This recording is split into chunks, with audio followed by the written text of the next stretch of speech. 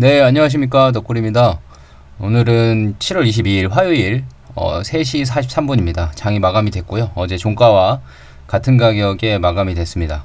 오늘 오전에 조금 상승하는가 싶더니 오후에 다시 하락폭을 좀 키워서 마이너스 낙폭을 좀 키우다가 보합으로 마감을 했거든요. 오늘 주식 창을 많이 못 보신 분들은 참고하시고 특별히 뭐 큰 이슈는 없었습니다. 시장 자체가 흔들려서 낙폭을 상당 부분 반납을 했고요. 다시 그 보합권까지 유지가 되는 그런 흐름을 보였습니다. 저희가 지금 시장이 이렇게 흔들리는 상황에서는 뭐 딱히 반응을 할 수 있는 게 없죠. 예. 뭐 지금 한올 자체적으로는 바닥에 있다가 올라오고 있는 상황이기 때문에 그렇게 크게 다운사이드보다는 좀 업사이드가 낫지 않을까라는 생각이 좀 들고, 한편으로는 지금 실적 시즌이잖아요. 그죠? 그래서 실적이 지금 하나 둘 나오고 있는 상황에서 잠정 실적들이 좀 나오고 있죠. 그래서 저기 그 반기 보고서가 이제 6월 달까지 기업의 실적이 가늠되는 반기 보고서가 공시일이 아마 8월 15일 언저리까지는 공시를 다 해야 되는 의무 공시일일 겁니다. 그래서 8월 15일 전후까지는 이렇게 좀 바이오주에 수급이 좀 빠져 있을 수 있는 상황이 좀 유지가 돼 있을 수 있어요. 그래서 약 한 달이 좀 안 남았는데 그 기간 동안에는 좀 만약에 큰 모멘텀이 없다면 등락폭이 좀 왔다 갔다 하면서 횡보를 할 수 있다 라는 사실을 좀 알아두시고, 아니면 뭐 그 8월 15일 이후부터는 또 하반기에 접어들기 때문에, 그리고 8월 27일에는 한올바이오파마의 그 데이터들이 좀 나올 게 있기 때문에 그런 것들 때문에라도 기대감이 미리 좀 반영이 될 수 있다는 점 좀 생각을 해 두시고, 횡보를 하더라도 차분한 마음으로 바라봐 주시면서, 뭐 제가 뭐 매수매도 추천하는 건 아니지만 저는 그때까지는 좀 매수를 꾸준히 하면서, 뭐 돈이 제가 뭐 항상 뭐 저기 뭐야 뭐 저희 땅 파면 물 나오듯이 돈이 나오는 건 아니기 때문에 꾸준한 매수를 규칙적으로 할 수는 없지만, 아무튼 매수를 해놓고 묵직하게 기다리는 전략으로 저는 가져가고 있습니다. 여러분들도 잘 판단을 해보셔서 좋은 선택하시길 바라겠습니다. 뭐 지금 이런 장에서는 이런다고 해서 다른 종목 간다고 먹을 게 별로 없어요, 사실. 예, 뭐 모멘텀이 확 살아서 장기 우상향을 해서 내가 먹기 쉬운 종목들이 그렇게 많지는 않거든요. 지금 그런 회사들은 많이 올랐고, 오늘은 또 두산에너빌리티는 또 많이 떨어졌더라고요. 그래서 많이 올라가 있는 종목들은 좀 차익 실현 매물의 압박을 좀 느낄 수밖에 없는 상황이고, 물론 모멘텀이 살아있더라도 이 단기 주가는 어쩔 수가 없습니다.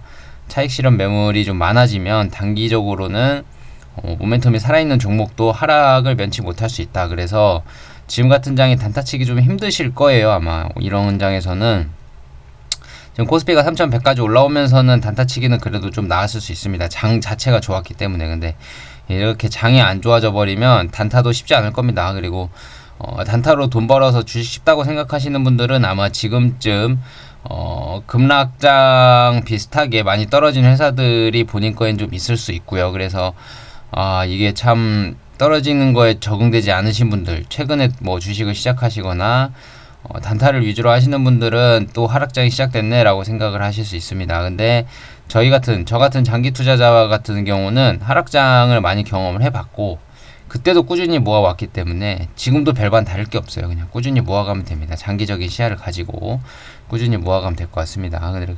그래서 오늘은 좀 어떤 내용을 방송을 드릴 거냐면, 오늘 나온 보고서가 좀 있어서 소개를 해드릴까 해요. 그 다올 투자증권의 박종현 위원님, 그 연구위원님께서 오늘 좀 보고서를 짤막하게 올려주셨는데, 그렇게 크게 뭐 이슈가 될 것들은 없고요. 저희가 내내 방송하면서 제가 말씀드렸던 것들 위주로만 좀 올라왔습니다. 그래서 보고서 내용 올라온 거니까 한번 쭉 보시면서 오늘 이런 보고서가 올라왔구나 라고만 생각해 주시면 될 것 같습니다. 그리고 제 영상을 보시면서 구독, 좋아요 안 눌러주시는 분들은 꼭 눌러주시길 바라겠고요. 이런 최신화된 정보들이나 보고서들, 데이터 내용들 실시간으로는 아니지만 유튜브를 통해 분석해서 최대한 빠른 시간 내에 공개를 해드리려고 노력을 하고 있고, 그리고 한올바이오 파마 측면에서는 다른 모든 경쟁사 분위기나 업데이트 상황 이런 것들도 업그레이드 받아보실 수 있으니까 꼭 구독과 좋아요 눌러주시고요. 그 다음에 어제도 커피값 하라고 돈을 보내주신 분 너무 감사드립니다. 더운 날씨에 많은 힘이 됐고요. 여러분들도 날씨 무더운데 쉬엄쉬엄 해 가시면서 더위 잘 피하시면서 했으면 좋겠습니다. 덕분에 커피 잘 사 마셨습니다. 감사합니다. 자, 그래서 한올바이오파마를 보시면 제목은 볼만한 시점이라고 올라왔네요. 이슈는 기업 현황 업데이트고요. 간단히 한 장짜리라서 쭉 한번 읽어볼게요. 임상 현황 업데이트를 하기 위해 썼다. 바이오텍 업종 주가 상승과 함께 25년 하반기 임상 결과가 기대된다. 적정 주가가 유지된다. 라는 걸 써줬습니다. 바토클리마 부작용이 있는 물질이죠. 이 물질로 25년 3분기 이제 이번 달 아니면 다음 달이죠. 3분기면 9월 달까지는 되는데 아마 8월 27일쯤에 공개가 되지 않을까 합니다. 그레이브스병 POC 임상 추가 데이터. 이게 지금 그 6개월 동안 약물을 투여하지 않았음에도 불구하고 GD 그레이브스병의 병이 얼마나 그러니까 투약했던 환자들, 과거에 투약했던 환자들을 6개월 동안 임상에 참여했던 환자들을 6개월 동안 약을 투약을 안 하면 어떻게 되는지 그 관해 데이터라고 하는데 그 그레이브스병 관해 데이터, 개념 임상 추가 데이터가 발표가 될 거고요. 그 다음에 올해 하반기 언젠가에는 MG, TED, 삼성 탑라인이라고 되어 있는데 MG 같은 경우는 이미 공개가 돼서 뭐 그렇게 큰 건 아닌 것 같고 TED 같은 경우가 좀 큰 거죠, 그죠? TED 같은 경우에도 지금 삼성 탑라인이 공개가 예정입니다. 그래서 TED 임상에서는 과연 상업화를 하냐 마냐 이게 좀 걸려 있는 것 같고요. 그래서 TED는 12월 말쯤 돼야 될 것 같습니다. 그레이브스병과 TED 임상에서 트리트 프리 리미시먼트 그러니까 치료를 안 한 그러니까 임상 진행을 하다가 치료를 하지 않은 6개월 동안 약물을 투여받지 않은 환자들이 갑상선이 치료받은 다음에는 좀 돌아왔었는데 치료받지 않은 다음에는 어떻게 됐는지 갑상선이 다시 기능이 이상해졌는지 아니면 약물의 유지성으로 인해서 꾸준히 갑상선 호르몬이 정상 수치가 되고 있는지 그런 결과를 확인하는 결과가 이 25년 3분기라고 잡으셨는데 8월 27일쯤 나오지 않을까 저는 예상을 합니다. 물론 안 나오면 9월 달에는 아마 나올 것 같아요. 그 이뮤노반트가 왜냐면 딱 그 여름쯤이라고 얘기를 했거든요. 그러니까 뭐 엄밀히 말하면 여름이 이제 뭐 8월 요즘 뭐 여름의 계절에 그 경계가 많이 허물어지긴 했지만 8월 달이다 9월 달이다 뭐 이쯤이기 때문에 아마 8월 달쯤에는 나오지 않을까 생각이 듭니다. 그다음에 ANS, IMV140 이건 이제 부작용이 없는 물질이죠. 26년에 RA면 류마티스고요. 류마티스 등록 임상 초기 데이터 그러니까 16주 동안 투여한 약물에 대한 결과 환자들에 대한 결과를 어떻게 변화했는지 그 결과를 공개하는 초기 데이터 공개가 내년에 예정되어 있고요.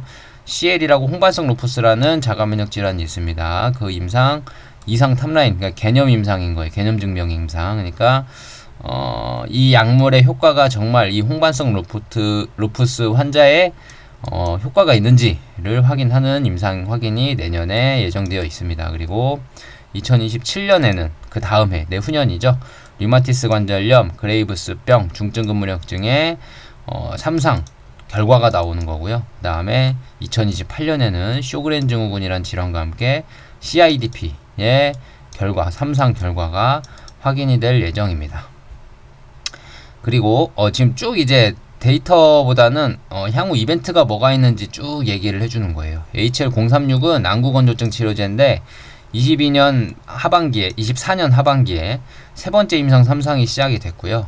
주요 평가지표 프라이머리 엔드포인트를 셔머 테스트 이게 안구건조증 치료제인데 셔머 테스트가 뭐냐면 그 안구에다가 얇은 종이를 딱 대요. 셔머 테스트용 종이를 딱 대서 그 종이가 얼마나 많이 젖는지 눈물로 인해서 많이 젖는지 그러면 기준선이 있거든요. 그 기준선 젖는 거 이상으로 젖으면 효과가 있다 라고 이제 판단을 하는 셔머 테스트라는 테스트가 있습니다. 그거를 주요 평가지표로 해서 24년 하반기에 세 번째 임상 3상을 개시를 했습니다. 두 번째 3상에서 유약 대비 통계적인 셔머 테스트 개선 결과를 확인을 했거든요. 그래서 이걸 이제 주평가지표로 바꿔서 설정을 한 거고 안구건조증 품목 허가받은 레스타시스와 자이드라는 각각 임상 3상을 레스타시스는 2번 했고요. 자이드라는 4번을 진행을 했습니다. 다회 임상 3상 요구하는 안구건조증 적응증 특징상 기술 이전 논의 진척이 시장 기대 대비 다소 더딘 점은 어쩔 수 없다. 그러니까 지금 세 번째 임상이잖아요, 그죠?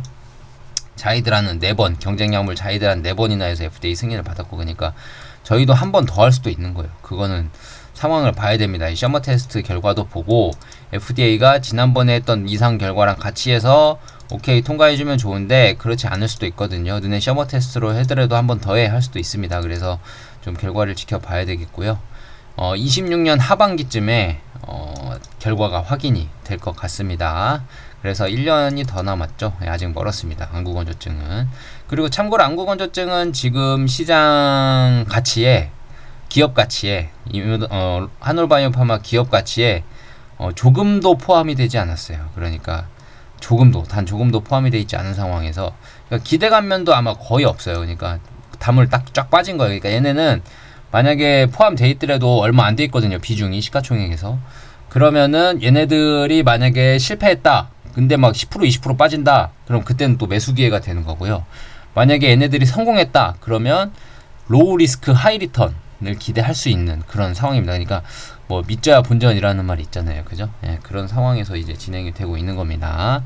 그다음에 HL192라는 거는 이제 파킨슨병 치료제를 나타내는 건데요. 널1이라는 인자를 활성화해서 체내 도파민 수치를 높여요. 그러니까 그 파킨슨병이 도파민 수치가 자꾸 낮아져서 이제 반응하는 질환인데 그 도파민 수치를 높여요. 이 널1이라는 얘를 활성화해서 그러니까 이 널1이 좀 활성화가 안 되면 도파민이 떨어지고 널1이 좀 활성화되면 도파민이 올라가는데 널1이라는 얘를 활성화시켜서 도파민 수치를 높여버리는 좀 파킨슨병의 근원적인 치료제. 그러니까 자가면역 질환에서 항체를 줄여버리는 효과처럼 널1을 활성화한다는 것 자체가 좀 근본적인 치료제예요. 다른 치료제들은 도파민 수치를 높이거든요. 좀 이렇게 뒤에 있는 도파민 수치를 높이는데 먼저 얘네들은 널1을 활성화해보자 라는 거를 지금 하고 있고 얘네는 이제 뉴론 파마슈티컬스랑 지금 진행을 하고 있는 거거든요. 대웅제약이랑 공동으로 하고 있는 겁니다. 이것도 염증으로 인한 신경세포 파괴를 막는 기전입니다. 턴바이오로부터 안과와 귀질환에 대한 ERA 플랫폼에 대한 독점권 L1을 라이센스 1을 체결을 했다. 그러니까 기술 라이센스 1을 도입을 했다 이겁니다. 그러니까 턴바이오로부터 노화에 대한 플랫폼이거든요. 그러니까 노화 방지 플랫폼인데 이게 안과랑 귀질환이라고 한 이유는 한올바이오파마가 지금 안과 관련이 안구건조증 치료제가 있고 안구건조증 치료제도 있고 되게 좀 이해도가 깊어요. 그래서 안과와 귀질환은 좀 노화와 직접적인 연관이 있는 질환입니다. 그 난청 아니면은 뭐 그 주변에 쉽게 보청기 끼신 분들 찾아볼 수 있잖아요. 그죠? 좀 어르신 분들 보청기 끼신 분들 찾아볼 수 있는데 그런 것처럼 귀질환이 노화에 좀 특별화, 뭐 특성화 뭐 이렇게 돼 있어요. 그래서 귀질환에 대한 ERA 플랫폼에 대한 독점적 라이센스인을 체결을 해서 지금 노화를 연구 중에 있습니다. 그 다음에 적정 주가는 4만원을 유지한다. 알제넥스와 존슨앤존슨 UCB에 이은 네 번째 FcRn 치료제 업체로 거의 경쟁사가 이게 다라고 생각하시면 됩니다. MS, 마켓 세일즈, 그러니까 매출, 시장 장악력이라고 보시면 돼요. 만약에 15% 내외가 유지가 가능하다면 기업 가치 업사이드가 높은 구간이다. 그러니까 지금 바닥을 많이 다져놨다. 만약에 성공해서 진입해서 15% 그러니까 뭐 1등도 필요 없고 한 2등에서 3등 정도만 돼도 15%만 가져가도 기업 가치 업사이드가 상당히 크다. 한울이 그만큼 많이 떨어져 있다 이 말입니다. 25년 하반기 들어서 바이오텍에 대한 기대감이 높아지는 와중에 동사의 그 올해 8월 달에 그레이브스병, 연말에 TED 뭐 이런 데이터들 확인이 기대가 되기 때문에 모멘텀은 확실히 살아있다 라고 좀 보시면 됩니다. 자, 그래서 여기 보시면 매출액 추이를 보시면 여기선 지금 2027년부터 이 단위가 10억 원이니까요. 약 2,300억 원 정도의 매출이 일어날 거다. 그러니까 거의 2027년도부터 매출에 대한 로열티가 좀 인식이 될 거다라고 예상을 하시는 것 같고 15억, 150억, 290억, 390억, 380억 뭐 이렇게 잡으셨는데 이거는 참고하시면 됩니다. 제가 이거를 왜 잘 안 보려고 하냐면 이게 다른 기업들의 레포트들을 보잖아요. 그러면 한 2, 3년 전 것만 한번 찾아서 봐보세요. 그러면 이게 생각대로 이 증권사 애널리스트 분들이 한 이 생각대로 가는 게 그렇게 많지 않더라고요. 제가 다른 레포트들을 보니까 그때는 매출을 예를 들어서 올해 뭐 한 4천억을 예상해서 잡아놨는데 3, 4년 전에 2, 3년 전에 지금 한 2천억밖에 안 나오는 그런 회사들도 있고요. 그래서 크게 뭐 예상치니까 참고치니까 참고만 하시지 꼭 이렇게 갈 거야 확실해 90% 이상 맞아 이건 아닙니다. 그러니까 참고만 좀 하시면 될 것 같고요. 이거는 이제 그때 제가 영상 올렸던 한올바이오파마 6월 IR 공식 자료에서 따온 자료들입니다. 이 밑에 마찬가지고요. 이거는 이제 안구건조증 치료제에 대한 임상 3상 진행 결과입니다. 임상 진행 결과입니다. 이거는 이제 파킨슨병 치료제 널1을 자극하는 기전을 이제 그림으로 설명해 놓은 거고요. 이거는 IMVT140이 이뮤노반트가 지금 임상을 하고 있는데 루푸스와 쇼그렌 증후군의 임상을 확장을 했다라는 걸 좀 나타내는 겁니다. 밑에는 이제 목표 가격에 대한 정당화 추정치를 나타낸 거고요. 여기는 이제 주목할 점은 1년 약 처방가를 15만 달러로 했어요. 개인당. 그러면은 그 지난번에 소개해드린 엄민용 연구위원님이 20만 2,500달러 뭐 이렇게 하셨는데 약 한 5만 달러 정도 차이가 나거든요. 꽤 나죠. 5만 달러면 거의 우리나라 돈으로 한 7천만 원 좀 안 되게 지금 환율로 따지면 한 7천만 원 정도 안 되는 금액인데 약가가 꽤 차이가 납니다. 좀 보수적으로 잡으신 것 같고요. 그래도 보수적으로 잡는 게 저희가 투자 판단할 땐 좀 도움이 되죠. 예, 너무 높이 잡으면 저희가 투자 판단할 때 좀 색안경을 낄 수 있기 때문에 좀 이제 보수적으로 잡으면 이렇다는 겁니다. 그래서 IMVT140이 매출 인식을 지금 2029년부터 해놓으셨네요. 2029년부터 쭉 돼서 아마 누적적으로 이렇게 될 거다. 그러니까 총 매출액이 뭐 100만, 1000만, 억, 10억, 120억 달러. 그러니까 우리나라 돈으로 약 120억 달러면 얼마죠? 1000억, 조, 10조, 10조, 12조, 14조 정도 되겠네요. 14조 정도 되겠고 로얄티가 이제 1조 5천억을 찍었네요. 2045년이면 아직 한참 남았죠. 그죠? 2029년이면 여기 보면 780억, 29년에 780억, 2030년에 1270억 뭐 이렇게 되네요. 그죠? 그 다음에 2035년에 갑자기 확 늘어나죠. 5년 단위로 늘어나니까 그런지 모르겠지만 아무튼 쿡 늘어납니다. 이거 연도만 보셔도 사실 여기 30년에 35년, 40년, 45년 이렇게 돼 있잖아요. 그러니까 한올이 얼마나 장기적으로 성장 가능한 구조가 만들어지는지 아시겠죠. 예. 매년 현금이 들어오게 될 거고요. 매년 로열티에 대한 마일스톤과 로열티에 대한 매년 매출에 대한 로열티를 인식을 할 거고요. 그래서 매년 뭐 몇백억에서 몇천억까지는 매년 꾸준히 들어오는 회사가 될 겁니다. 그러면 쌓이는 그 현금들을 어디에다가 쓸까요? 뭐 M&A에도 쓰겠지만 좋은 기술 라이센스인도 하겠지만 이렇게 매년 몇천억씩 들어오면 다른 신약제 약물을 개발을 해도 되고 또는 좋은 약물 사오는데도 부담이 없고요. 또는 좋은 회사를 M&A 하게 해도 좋고요.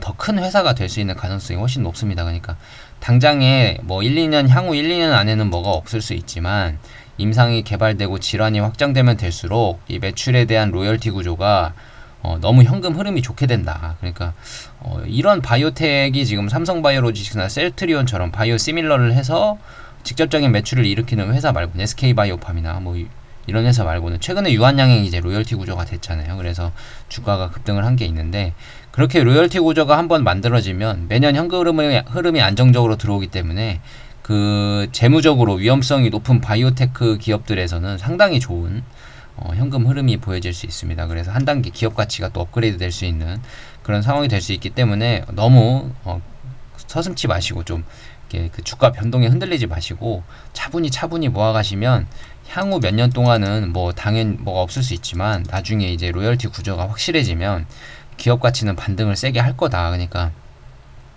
천천히 모아가시는 분들은 그 반등을 세게 가는 걸 다 노리실 수 있고요. 계속 왔다 갔다 하면서 샀다 팔았다 하시는 분들은 사실 아마 그때 가서도 그 상승을 또 쳐다만 보고 계셔야 될 수도 있어요. 그때 가서 사야지는 너무너무 힘듭니다. 너무너무 힘들고 나는 할 수 있어 라고 하시지만 여느 때와 똑같습니다. 지금 그분들도 아마 살 걸 하면서 놓친 주식들 바라보고 계실 수 있어요. 그러니까 여러분들은 꼭 저와 같은 게 정답이라고는 할 수 없지만 저는 그렇게 하겠다는 겁니다. 주변의 말에 흔들리지 않고 저는 그렇게 할 거고 투자 철학을 지키면서 저는 묵묵하게 유지해 나가도록 하겠습니다. 재무제표는 이제 뭐 다 나와 있는 거니까 참고하시면 되고 보고서 내용은 그렇게 뭐 크게 다를 건 없었어요. 저희가 매번 했던 멘트들 위주로 좀 나온 거고 그래도 박종현 위원님께서 한 번 더 짚어주셔서 너무 감사드리고 덕분에 좋은 리포트 잘 보게 됐습니다. 지금 한올바이오파마가 시가총액이 1조 5천억을 뭐 위아래로 왔다 갔다 하고 있는데 사실 이뮤노반트가 4조 원 좀 넘게 가치를 지금 받고 있거든요. 그리고 이뮤노반트가 최근 주가가 지금 위에서 횡보를 하고 있어요. 지금 그게 이제 기업 데이터를 기다리는 것도 있고 사실 뭐 그 금리 인하를 기다리는 것도 있고 한데 거기에 이제 M&A 기대감도 살짝 묻어나 있는 것 같아요. 그때 올라가기 시작한 게 아마 제가 알기로는 어떤 바이오 기업 컨퍼런스에서 맥클라인 CEO, 로이반트 CEO가 M&A에 관해서 좀 얘기를 비슷하게 한 게 있어요. 제가 영상 찍은 것도 있고 그런 거 발표 이후로 좀 기대감이 있었는지 없었는지 모르겠지만 아무튼 좀 상승을 보였고 지금은 17달러, 18달러라는 단기 고점에서 등락폭을 왔다 갔다 하고 있는 상황입니다. 그래서 이뮤노반트도 바닥을 확인하고 거의 반등을 한 모습이기 때문에 당장에 바닥을 찍었다라고 판단하기 좀 이른 감이 없지 않아 있지만 그래도 상승 추세를 보여주면서 밑으로 다시 안 떨어지고 위에서 왔다 갔다 하고 있고요. 그거를 또 돌파하고 만약에 뭐 좋은 결과가 있고 해서 그걸 돌파한다면 사람들의 주목도가 또 높아지겠죠. 그죠? 주목도가 또 높아지면 또 돈이 몰립니다. 또 내년에 데이터들이 나올 게 많고 향후에 모멘텀 부자가 될 수 있는 확률도 많아요. 왜냐하면 지금 자가면역 질환이 수십 개 되는데 그 중에 이제 6개를 타겟해서 임상을 진행했기 때문에 향후에 자가면역 질환에 해당하는 질환들을 자꾸 임상 질환을 늘릴 거예요. 그러면 이제 모멘텀이 점점 풍부해지고 데이터도 쌓이겠죠. 그죠? 그러니까 이 FcRn 저해제라는 약물에 대한 데이터들이 꾸준히 쌓이고 있는 것은 이뮤노반트와 로이반트 입장에서는 지금 향후 임상을 질환하는데 질병에 대한 이해도와 함께 FcRn 저해제에 대한 이해도를 같이 결합한다면 더 완벽한 임상 설계를 할 수 있고요. 그에 따르면 더 성공할 수 있는 확률이 점점 올라갑니다. 그러니까 환자군 모집할 때 FcRn 저해제가 잘 들 것 같은 환자군을 대상으로 임상을 모집을 해서 만약에 그걸 또 성공하게 되면 그에 대한 데이터가 또 쌓일 거고 그 또 쌓인 데이터를 통해서 다른 그 자가면역 질환의 환자군 FcRn 저해제가 잘 맞을 것 같은 환자군을 또 편입해서 환자 질환을 또 선정을 해서 임상을 진행한다면 성공 확률이 또 오르거든요. 그러니까 이게 데이터가 쌓이면 쌓일수록 좋은 상황이 돼버렸고 지금 이제는 데이터가 나올 시점이 올해 8월 달부터 이제 스타트를 끊어서 올해 말 TED가 또 있고요. 내년에 상반기에 아마 류마티스 관절염도 나올 거고 그 다음에 루푸스는 좀 하반기쯤 나올 것 같아요. 루푸스 하반기에 나올 거고 그 사이사이에 이제 임상 질환 확장에 대해서 또 느닷없이 나오는 그 얘기들도 있을 것 같고요. 그리고 28년에 기대되는 질환들에 대한 얘기도 있을 것 같고요. 아무튼 모멘텀이 많이 있습니다. 지금 시장에서 주목을 못 받았을 뿐이지 모멘텀이 지금 단기 모멘텀 좋아하잖아요. 우리나라 사람들. 그래서 뭐 한 3개월 뒤, 뭐 한 달 뒤, 뭐 이 정도는 좋아하지. 예를 들어서 6개월만 넘어가도 사실 어휴 많이 남았네. 딴 데 놀다 와야겠다 하고 다른 거 막 매매하시다가 앉아서 6개월 뒤에 모멘텀 발표되고 빵 올라버리면 아 바닥에서 못 샀네 하고 계속 오르면 아이고 상승하네 놓쳤네 또 이렇게 되는 거예요. 그러니까 저희는 매번 말씀드리지만 저는 꾸준히 바닥에서든 위에서든 알아서 천천히 잘 모아 가겠습니다. 모아서 묵직하게 들고 나가는 투자 철학을 갖고 유지하고 꾸준히 매수를 한번 해보려고 합니다. 마지막으로 영상 끝까지 시청해주셔서 너무 감사하고 내일은 제가 아마 못 찍을 수도 있는 것 같고 평일에 조금 힘들긴 힘들어요. 제가 지금 최근에 좀 찍을 수 있는 시간이 좀 나서 찍는 거고 평일은 좀 찍기 힘들 수도 있습니다. 그래도 틈틈이 이렇게 시간이 나면 찍도록 노력을 하고 새로운 소식이 있으면 꼭 최대한 빨리 전달을 해드리도록 노력을 하겠습니다. 다시 한번 그 구독, 좋아요 꼭 눌러주시고 댓글 감사합니다 써주시는 분들도 너무 잘 보고 있고요. 슈퍼챗 후원해 주시는 분들 너무 감사합니다. 너무 잘 받고 있고 이 더운 날 수박 주스도 사 먹을 수 있고요. 커피도 사 먹을 수 있었습니다. 너무 감사드리고 잘 부탁드리겠습니다. 끝까지 시청해 주셔서 감사합니다. 오늘 하루도 남은 하루도 좋은 하루 되시기 바라겠습니다.